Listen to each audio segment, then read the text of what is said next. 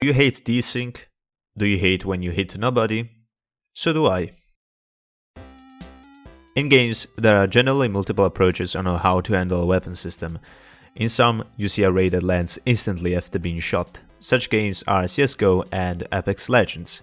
In others, there is a physics object that acts as a bullet. While the second approach is easier to make it look more interesting, it is harder to netcode, and it is performance heavy. The first is harder to make it look better, but it is overall way simpler approach when you have more control.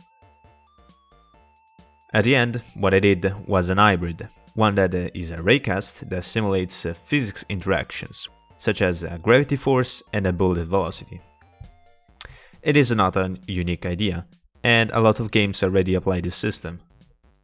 But I'm one that takes it to the extreme. Remember several authoritative? And you get a burnout by that alone. If anybody forgot what several authoritative means, in simple terms it is an architecture where the client acts as an input sender to the server that in turn does the action, which is then, if necessary, synchronized with all the clients. Now I'm going to skip the inventory part because this video is about guns. I'll make a separate video if you want to know how I made the inventory. Let me know in the comments. As every sane person, I had to prototype the thing first, so I made a simple gun prefab to test it out, with this creative model as a visual reference. So I first followed this logic.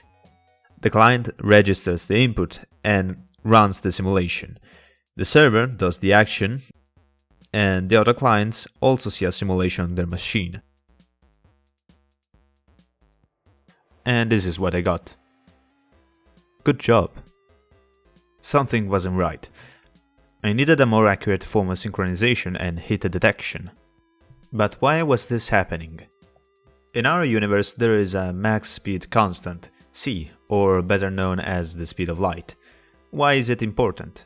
Other than crushing the dreams of interstellar journeys, it limits the speed at which information can travel, and in so doing it results in latency. The same one that you use as an excuse for skill issues. In our local machine, when you see the simulated world, it's not really what's happening. You see him? He's not really there. You think you got behind the building in time. You didn't. We have to remember that it is the server that does the action, so what you're seeing is not actually what's there, because on the server it is in a different position. When you're playing, for example, a multiplayer first-person shooter, the position that you're in your local machine is forward in time relative to the servers, even more so in the eyes of other players. Same reasoning can be applied in reverse, where the position you see of other players is that of a past time. All of this because of latency. Fortunately, I already had a universal solution, sort of, a tick system. Mirror doesn't address it by itself, and by the time that I got to know the solutions, I already had it working. So, how does it work? The tick system works on a fixed tick rate, which, in this game, is defined by the fixed update callback. At each callback, the tick is increased. If you are on tick 50, it means that 50 frames have passed since the player has spawned. A tick should represent the state the player is in that frame. As an example, for a synchronized position, let's say that the player is at tick 50, at x5 and y3. When in other machines the player reaches that tick, it has to be in that exact position. The system relies on an index that references the tick that you want that action to play at. In practice, it works with an action buffer, where the actions are saved as they will be played out when the tick reaches the one passed as parameter. This solves most of the problems for synchronization in an accurate manner, but not the hit detection. Remember, what you see is a delayed version of the world. It is the server that makes the action, and the player you hit might not be there on the server. To solve the problem, the server has to know when you hit him, so that it can, by some method, reverse the other client's position to the time of the hit. and then accurately damage the other player. What I just described is a lag compensation. But this approach alone wasn't enough. I was wondering the many ways one could have cheated. I couldn't simply pass the position of the hit, otherwise one could have shot everybody, even behind walls. This thing went on for days, and even Stack Overflow couldn't help me. But not everything was lost. What defines this new method is time. Time is everything.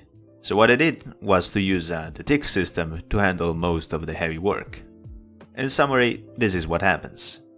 On your client, the gun fires at tick X.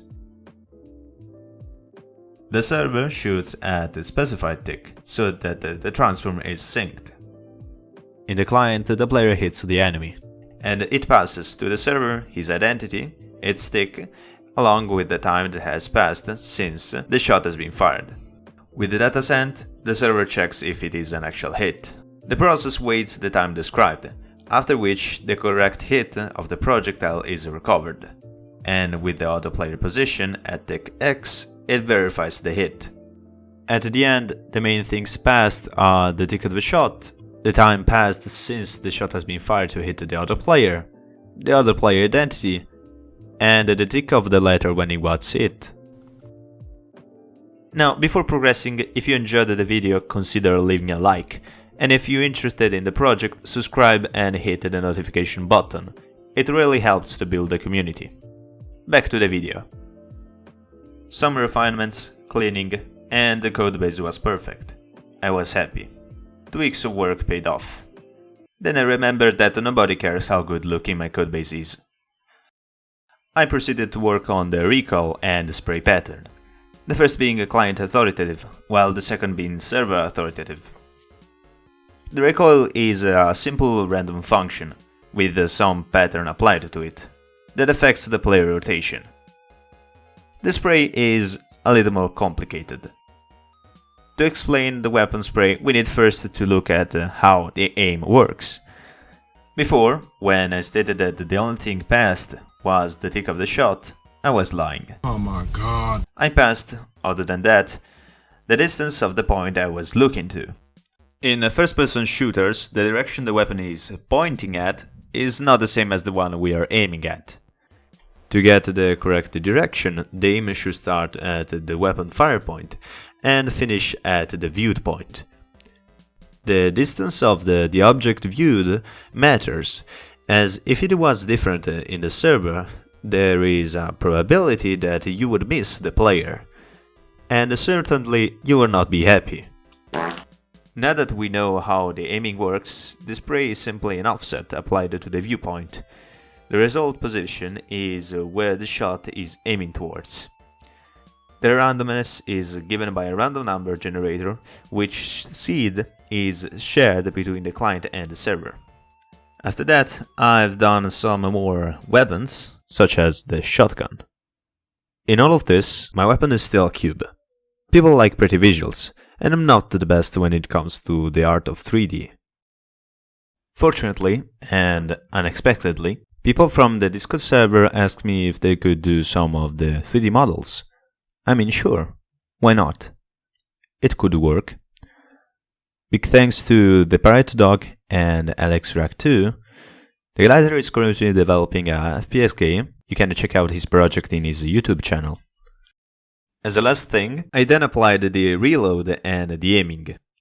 The first is more inventory focused, and the second was just a procedural animation with some FOV differences. We've come to the end of this video. Thanks a lot for sticking around.